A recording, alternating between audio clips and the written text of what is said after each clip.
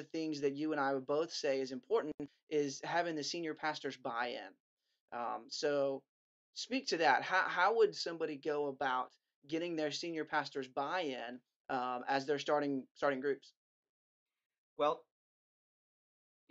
I've yet to meet a church that is successful with a small group ministry implementation and transition and can say without any hesitation that they're a church of small groups where the lead pastor did not start a group, become transformed into the likeness of Christ through biblical community, allow others to minister to him, he ministered to others, him ask favors from other people in the group.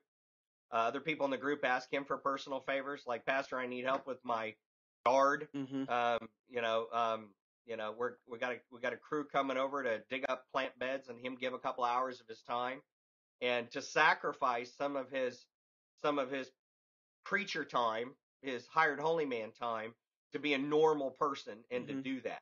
And I'm not saying that they're all abnormal, and I've met some wonderful pastors who have a heart for it, but let's go back to something I heard Steve Gladen say. Rick Warren talks about his group all the time, and he's not saying get in a group. He's talking about how biblical community has indelibly marked him for his mission and ministry in life, and he shares that from the pulpit all the time.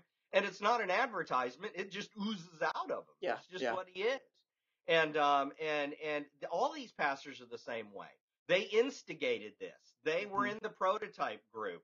They understood why it had to go multiply so slowly, why it was important to let it grow through conversion growth, not flooding the groups with people from the congregation Yeah. who had interest, why a leader shouldn't be given a 2-hour orientation meeting and given 10 strangers to minister to, and all of this stuff. They learned it all through personal experience. Mm-hmm. And so coming from someone like yourself to try and get your pastor to move into this, he's got to hear from God. He's got to hear from God that that church is done through biblical community, and it's not all about the pulpit. And he's got to think about church in a way that seminary never taught him for the Mm-hmm. most part, and kind of relearn it and come to a whole new realization. Yeah. We've got a little video that you download from our website, called "The Cell Church: A Revolution in Ministry," and don't get hung up on terms small group. What I mean, it's a church of holistic biblical communities. Is basically what I'm talking about. And in it, the pastor says, "This is what I must do. I can't do anything else. I Mm-hmm. died to all my other visions. I got to do church and help me equip and release these people for the work of their ministry through groups and support them in that.